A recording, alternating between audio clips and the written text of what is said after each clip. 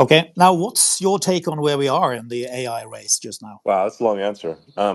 There's so much happening in it. AI is the fastest advancing technology that I've ever seen of any kind, and I've seen a lot of technology. Barely a week goes by without some new announcement. So, and if you look at the amount of AI hardware, the computers coming online that are dedicated to AI, that is increasing what looks like at least by a factor of 10 every year, if not every 6 to 9 months. So when you combine the hardware coming online, really order of magnitude increase every, call it at least every 9 months, many software breakthroughs. If you look at that curve, it looks insane. So I think my guess is that we'll have AI that is smarter than any one human, probably around the end of next year. And then AI, the total amount of sort of sentient compute of AI, I think will probably exceed all humans in 5 years. What is the race about just now? Is it algorithms? Is it people? Is it computing power? What is it about just now? Is it the supply of chips? Just what is it? Yeah, last year it was chip constrained, and the hardware deployment. To break it down into the three areas of people, data, and hardware. Starting with hardware, last year it was about a chip supply. People could not get enough NVIDIA chips, particularly. This year it's starting to transition to a voltage transformer supply. So just actually getting enough voltage transformers put in place. So my sort of very niche joke is transformers for transformers, because a lot of the AI that's run is called a transformer. So you need transformers to run transformers. And then next, if you look out a year or two, or certainly 3 years, it's just electricity availability. So those are the constraints on the hardware side. So many of the world's smartest people are doing AI. People that would have done physics before, in fact, or have done physics, for example, have moved into AI because it's just the fastest moving field.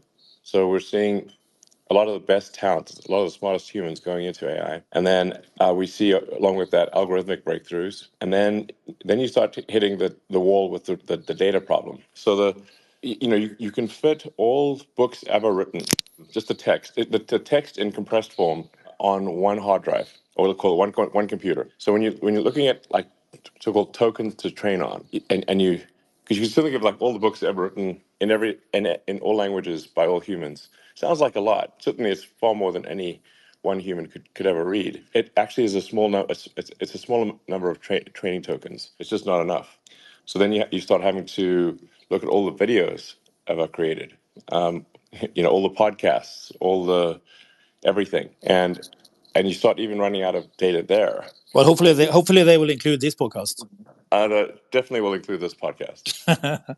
What's the biggest challenge you have with XAI? Well, XAI is still relatively new, so it's not like the limiting factor right now is just training our Grok version 2 model, which should be, we think, better than GPT-4, and we're hoping to complete that in May. So that's training right now. So it's just really we're just trying to get enough GPUs online to train it fast enough to get that done in May. Which I think probably will happen, and that's with roughly 20,000 H100s, and doing, I think, very efficient training. Then the next step would be for Grok 3, which would be, I guess, GPT-5 or beyond, would requires 100,000 NVIDIA H100s training coherently. So that's a half order of magnitude, basically, more training. And then you really start to have running into this data problem where you have to either create synthetic data or use real world video. Those are the two sources of kind of like unlimited data: synthetic data and real world video, which I should say Tesla has a pretty big advantage in real world video. Tesla has by far the most real world video of anyone. Yeah, you've got a huge library there. So when do you think we'll see proper AGI? Well, it depends on how you define AGI. If you define AGI as smarter than the smartest human, I think it's probably end of next year, like within 2 years. But that's that. There's still a pretty big leap beyond that to say smarter than the machine augmented human collective. So like, is it smarter than all humans working together who are also using computers to augment their output? And that I think is probably 5 years away. One way to look at it is to try to assess, like, roughly what is the ratio of digital to biological compute. And so biological compute are all the human brains that are thinking. And hi, sorry, Hi, Elon. hi, sorry, I don't know. We had some. Seem to be back online here. Yeah, I think somebody hacked us. We must have we must have some enemies. Last question on AI. Any new thoughts on regulation and how it should be structured? Well, I think we probably do need some sort of regulatory authority to look at the safety of AI, just as we have regulatory authorities in other arenas to, oversee aircraft and the safety of aircraft and cars and other things, medication. So now the rate at which AI is progressing is faster than probably any regulatory agency can keep up with. But I do have a comment on what I think is very important for achieving safe AI, which is that it's very important to train the AI to be as truthful as possible and not to, just to be as truthful as possible. I think you can get some very dangerous things when you program an AI to be politically correct. Things that may seem relatively innocuous now, but will not be so in the future if AI has immense power. You can take the Google Gemini example where it refused to produce a picture of George Washington as a white man, and in fact any historical figure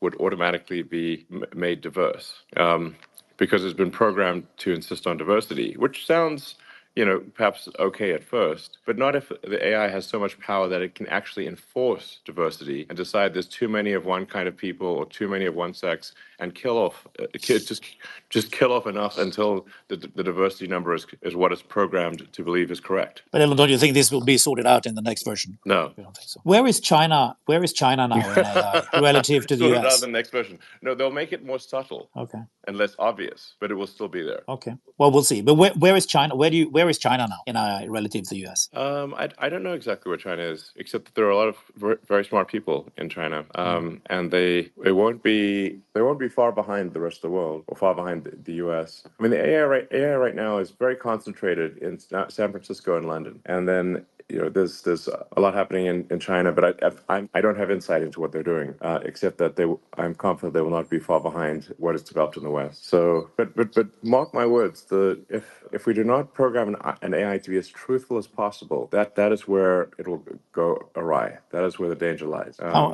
Moving tack here, moving to Tesla. Is the EV conversion now going slower than you had expected? Just where is the speed of conversion now relative to your expectations? I think it's going quite fast, actually, especially in Norway. Absolutely. Well, it's pretty much all there is your Teslas. Yeah, there's a lot of Teslas in Norway. It's crazy. I once again like to thank Norway for the support of electric vehicles. So much appreciated. So, and I think we will that all vehicles will go fully electric. It's only a matter of time. That includes aircraft ultimately and boats, obviously trains. The only thing that is ironically difficult where you can't really make it electric is rockets, because you can't get away from having to expel mass, sort of Newton's third law. But all cars will be electric. It's only a matter of time, and we'll look back on combustion cars in the same way that we look back on steam engines. That it was inevitable that there would be internal combustion cars, and it's just as inevitable that all cars will go electric. And there will be some ebb and it's not like going to be a completely straight up line. There will be some ebb and flow in how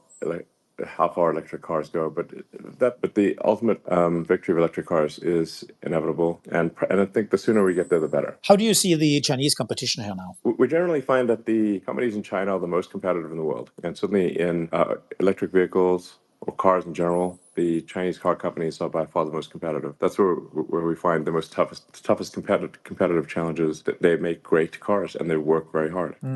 So when you ride in one of the Chinese cars, what do you think? I mean, you're an engineer, you know what about it. What do you think? I have not ridden in one lately, but because they're not all available here, in the U.S. or very few are available in the U.S. Some are available in Europe, but from what my team tells me, they are very good. Now you are moving into India here as well in terms of production. What are your thoughts here? So moving into where? To India. Oh, India, yeah. I think it's India is India is now the most populous country in the world. The biggest population, and I think India just should have electric cars just like every other country has electric cars, and so it's a natural progression to provide Tesla electric vehicles in India. Moving out in space. What would it take to be self-sufficient at Mars? To be self-sufficient on Mars, it's really about the total tonnage that is delivered to the surface of Mars. So you can say, I think it's probably on the order of 1 million tons, maybe more, but somewhere between probably 1 million tons and 10 million tons are needed to make Mars self-sufficient. And how many rockets is that? Well, I gave a presentation on this recently. If people look at my recent SpaceX talk, if you have if you have 100 tons per flight, you need 10,000 flights to get to a million tons, and that's 100 tons landed to the surface of Mars. So in order to get 100 tons landed to the surface of Mars, you need 5 times that number in Earth orbit. So we do a lot of orbital refilling, so launching sort of rockets, tanker ships over and over again that would replenish the propellant of the ships that would go to Mars, and then you'd need roughly an order of 10,000 of them to get to 1 million tons. And but we plan to do that. That's what we think we can get that done within 20 years. Really? So when do you think? So when do you think we'll be there for the first time? Well, Starship that will land on Mars, which obviously would not have people at first, I think is probably within about 5 years, and then it would probably launch several ships and just confirm that they can land okay on Mars. We'll also be doing the moon simultaneously with that. So I think we'll get people back to the moon, I should say, within 5 years, and we'll get uncrewed ships landed on Mars within 5 years, and then we'll be building up the production rate and improving the design of the booster in the ship. So in the first people on Mars, I think within 7 years or so, 7 to 9 years, and from there we need to rapidly increase. We need massive numbers of ships going. And Earth and Mars only are in the same quadrant of the solar system roughly for 6 months every 2 years, or at least it's only possible to really transfer efficiently from Earth to Mars. I say every 6 months, but really there's a couple months where it's ideal every 26 months. So every 2 years that you would see basically a fleet depart Mars. I think it would be quite a spectacular thing to see 1,000 ships depart from Mars all at once, like Battlestar Galactica. What kind of new technology do we need before we'll be self-sufficient there? Actually, I think we have all the tech. We already know all the technology that's necessary for that. We just need to build. So no new physics is needed for this. Why is it so important for you? I think it's important for consciousness in general. So if we wish to maximize the lifespan of consciousness, then being a multi-planet species will result in a much longer existence of consciousness than if we are on one planet. If we're on one planet, we're simply biding our time until there's eventually a calamity. It could be soon, it could be a long time, but eventually something will happen. It could be global thermonuclear war. It could be simply that civilization merely subsides. Our civilization may not die with a bang; it may die with a whimper, just gradually falling into obsolescence. But if we're a multi-planet species, then we've got two planets, and they can support each other. And we can go beyond two planets, ultimately to the moons of Jupiter, to the beyond to the outer parts of the solar system, and ultimately to other star systems.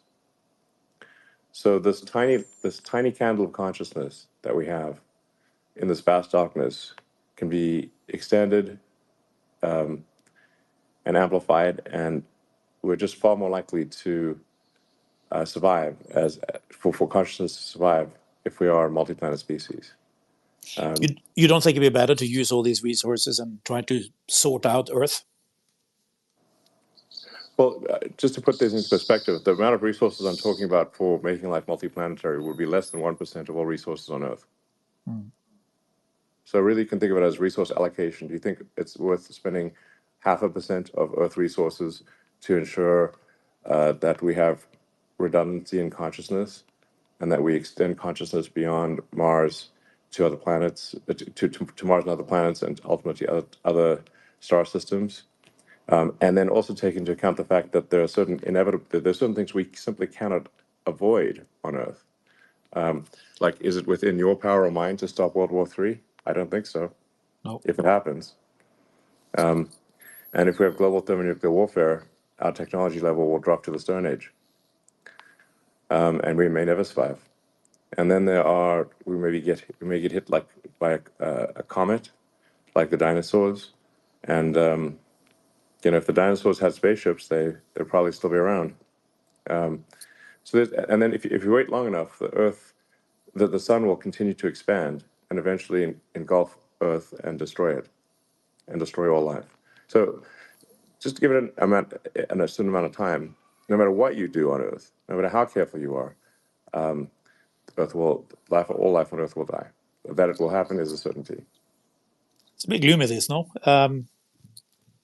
So, on a slightly less gloomy note, X, Twitter. Yeah. What is your vision now? How do you see the vision of X? Our goal of X is to be the best source of truth on the internet, and I think we're making a good progress there. And I mean, we got to be like I call it everything app. Like anything you want to do, you can do on the X platform, whether it's text, audio, video, payments, financial stuff, communications of all kinds. But then also where there's publicly disseminated information, just to be the best source of truth. And I think it already is that. Now people may say, "Oh, there's some piece of misinformation or disinformation." I say, "Yes, but look at the replies. The replies correct that misinformation, and look at community notes and how good the batting average of community notes is. It's extremely good. It's by far the best fact-checking system on the internet." So, and a lot of people still labor under the illusion that the legacy newspapers that they read are actually true. There's so much nonsense in them. I mean, Nico, how many times do you read an article in a newspaper where you know the circumstances of what that article is, and how often is it spot on? No, of course it's normally it's no. Of course we all know it's normally wrong. But how See, do you look at exactly. no? Sure, but how do you look at the situation now, for instance, with Russia? The work Russia does in Germany with fake accounts and so on is pretty huge activity, right? I mean, we don't see a lot of Russian activity, to be frank, on the system. So we see very little. We do see a lot of attempts to influence things, but they seem to be coming from the West, not from Russia. Right. What about things like the latest developments in Brazil and so Yeah, on? sure. Yeah, so we kept getting these demands from this Judge Alexander. Um, that's his name on Twitter at Alexander, and there would be to suspend accounts immediately. We were given typically 2 hours to suspend an account or face massive fines. And the final straw is we were being given demands to suspend sitting members of the parliament and major journalists. And moreover, we could not tell them that this was at the behest of uh, Alexander Morales. We had to pretend that it was due to our rules of service. And that was the final straw, and we said no. Now, when you bought Twitter, now renamed X, did you expect that you would end up in these type of situations, or is this all unexpected? I knew it wouldn't be just a total bed of roses, and it's talking. I wouldn't.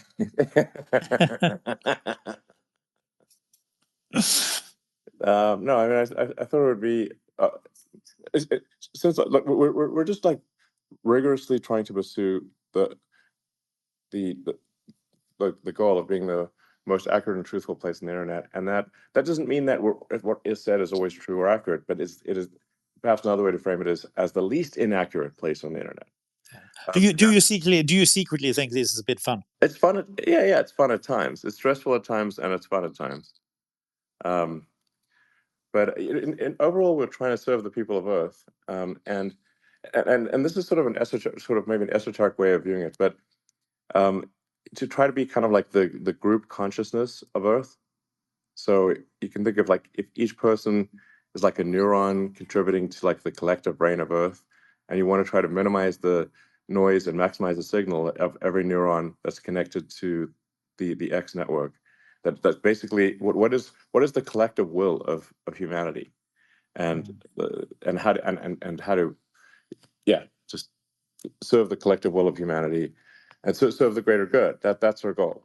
Now, there's definitely going to be people who want to manipulate that information, and so we have to fight that and try to have be the most accurate place as to the best of our ability, and have it be kind of a marketplace of ideas where people can propose ideas and debate them. And I think so far it's working reasonably well in that regard.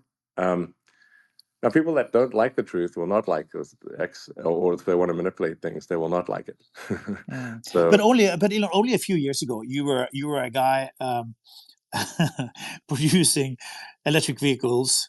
Now you are, through Starlink, you've had some, some big impact in Ukraine.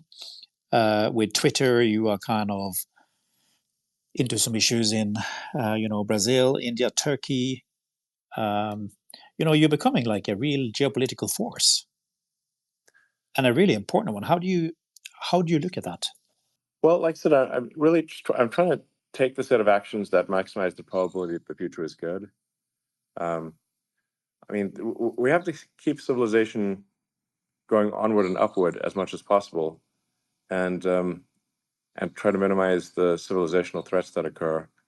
Um, like we can't get to Mars if civilization collapses. It's not going to happen. So, um, we've got to keep civilization going. And I think we should view our civilization as being much more fragile than we think. We kind of take for granted, oh, it's always going to be there. But actually, if you study history, you realize that there's a rise and fall to civilizations.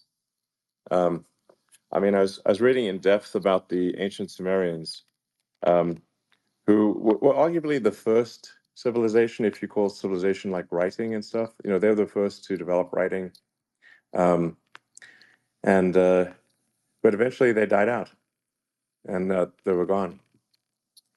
So, and then nobody could read their writing at all, and they were just faded out as a civilization. Um, but they're pretty impressive in their time. Mm. And the ancient Egyptians, the same thing. Um, and one after another. Greece had its day. China and India it will have incredibly impressive populations, but there's been ebbs and flows in the China and Indian civilizations over the aeons, the millennia as well. So I guess I'm just trying to take this set of the steps that um, increase the scope and scale of consciousness. That's Mm. that's what I'm trying to do. It's not that I'm trying to have put a political thumb on the scale or anything like that. Um, but I think I'm trying to have the political will go where the people want it to go. Yeah. And you know, You yeah. you mentioned some really smart people here, and kind of just moving tack a bit here to corporate culture. Now you manage a lot of geniuses in your companies. What is the key to manage really smart people, you think? I don't I don't think I manage smart people. They manage themselves. Um, I think well, I guess with really smart people, I don't really think of it like managing them. I think that if somebody is very smart and talented, they can go anywhere and do anything anytime. Like if they don't have to work with me, they could go anywhere. So I really just say like, look, this is the goal we're after, and this is what we're trying to achieve. And do you agree with this goal? And if you do, then let's try to get it done. Um, and provide my opinion along the way. And but it's very rare for me to actually sort of insist on a particular thing. Once in a while, I'll say, "Look, guys, you just got to trust me on this one. We got to do this thing. And if it turns out to be a bad decision, we can all hold that against me in the future." Mm. But you have an incredible eye for detail, right? I mean, when we read the Isaacson book, it's pretty clear that you, I mean, you really are deep into detail and know what you talk about. So how do you Yeah, balance this kind of micromanagement of some areas and then delegate other I areas? wouldn't call it micromanagement. Um, it's just insisting on attention to detail. that if you're trying to make a perfect product, you must have attention to details essential. And I haven't actually read the Isaacson book. You should. It's very good, actually. I loved it. Well, I asked Walter Isaacson if I should read it, and he said I shouldn't. Um, so so then I, Well, so in the I was okay, going to so read then it, but I'll then he said I shouldn't read it. So okay. Well, I'll ask you some questions from the book. Then he talks about the kind of the hardcore and ultra hardcore culture. What is an ultra hardcore culture? I guess it's work. I mean, it's working culture, right? I mean, yeah. how I mean, ultra hard work. How hard is that? Well, when things get really intense, you're basically just working every waking hour. And Um, how long can you do that for? I've done that for, well, continuously for sometimes like a few years. What does it Um, do? What does it do to you? it really it's pain. Yeah. And every waking hour maybe is an exaggeration because there are a few hours, um, obviously with friends and family and critical other things. But 100-hour weeks would be, I've done many stretches of 100-hour weeks, like true 100-hour weeks, um, where roughly 6 hours per day is sleeping. Um, I would not recommend that. This is not, that's for emergencies, it's not all the time. Um, during very difficult times at Tesla, I've had to do that. And sometimes at the beginning of my earliest startups, I did that, where I just wouldn't leave the office. I would just sleep under my desk and just work 7 days a week. Um, Sometimes it's necessary for success or to avoid failure. Um, But but do you enjoy being in this crisis mode? no, I don't. It sucks. No, Okay. I don't want to be there. It's pain. Mm. But sometimes it's the difference between success and failure. When you make decisions, how important is speed? And he just gave me an idea, which is um, I'm going to invite the uh, judge Alexander Morales to do a spaces, and then he can explain why what I'm doing is bad, and maybe he's right. I challenge I challenge him to a spaces. Sounds good. Yeah. But what about speed? When you make decisions, how important is speed? And how do you balance analysis with your gut feel?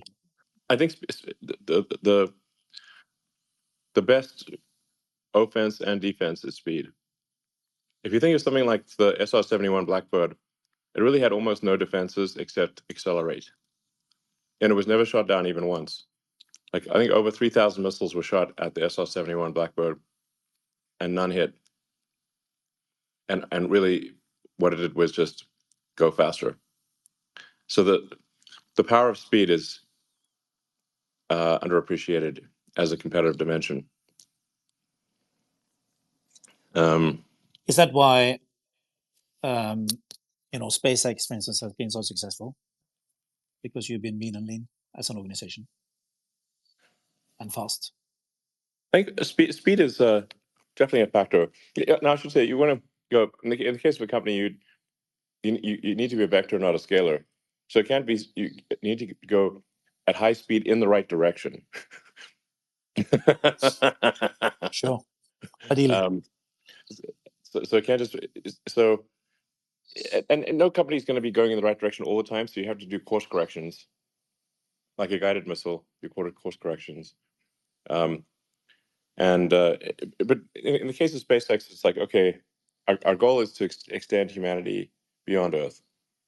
And we didn't even know how to even frame the question correctly. Like, what we just knew that that was the general goal. Um, we didn't know what propellant we'd use or what the raw materials would be, or how would the rocket be built, how would it be designed, what's actually important. Um, and so for example, going from our Falcon architecture, which is uses refined jet fuel and liquid oxygen in a open cycle gas generator architecture engine to Starship, which is a liquid methane, liquid oxygen propellant in a staged combustion, very high pressure engine. That's a big architectural change. But we didn't know that we needed to make that architectural change until we were pretty far down the road. Like about halfway, it took us about 10 years to figure out that was even the right architecture. But now we're confident it is. I think SpaceX is one of the best examples I know about what we call failing well, right? Learning from mistakes and moving on. What generally, how do you look at mistakes? I mean, which ones do you tolerate and which ones don't you tolerate? I don't really think of it that way. The first 3 flights of SpaceX failed. The fourth one succeeded, and if the fourth one had not succeeded, we would have gone bankrupt. We would have had no money left. So it was a very close call. But since then, SpaceX has done very well. It's now the Falcon 9, knock on wood, is the most reliable rocket in the world, and launches about every 2 to 3 days. But if you take a game like, for example, Civilization, it's actually quite a good. It tells you how civilizations are formed. I remember playing the original Civilization with the technology tree and how you invent different things. You'd like invent literacy and invent democracy and invent gunpowder. All these things that and you start to realize, oh wow, there are stages to technology. You can't actually get to democracy without literacy. There are these stages of technology development or stages of ideas that that's a helpful framework for a company. In recent years, there was a game I played that was actually developed in Sweden called Polytopia, which is actually quite a good game. Like a lot of people like playing chess, but I think chess is not a great. There's not a lot of transfer learning from chess to the real world, because in chess you've got only 64 squares. It's a set piece battle, same pieces every time. There are no terrain differences. There's no technology tree. There's no fog of war. But say a game like Polytopia has all of those things: random terrain generation, differences in attack and defense bonuses depending on what type of terrain. You've got 16 tribes, I think, each with different abilities. You've got a technology tree that you can choose to develop in different ways, and you've got, of course, fog of war. So that, I think, is much closer to reality. I was playing Diablo for a while, which is pretty fun. Diablo at high levels gets very complicated. You could call it like a spreadsheet with a game attached. And I briefly got, for about a day, the world record in this abattoir of Zir on a 4-person team of clearing the hardest level. Not bad for someone who's like 53. Basically, we'll be 53 soon. Because there is still some Twitch element to it, and it's hard to beat kids at games with a Twitch element. But yeah, I like. I find these games interesting. If you can be fully immersed in a game, it's great. What is the score now in terms of the union in Sweden and the collective bargaining? I think the storm has passed on that front. I think things are in reasonably good shape in Sweden. So I think things are good. Yeah, overall, yeah, I feel pretty good about the future. I mean, there's going to be bumpy quarters from here and there, but I think the long-term future of Tesla is extremely strong. For example. Sorry, I didn't hear the answer here because I was out, but we have covered this with your chair. But just a last question here: what do you want your legacy to be? I don't mind if my legacy is accurate or inaccurate, provided that I die feeling that I've done the right thing for the future of consciousness. So just trying to have this light of consciousness last as long as possible, and maybe understand more about the nature of the universe or simulation or whatever this is. I have a philosophy of curiosity, which is to understand the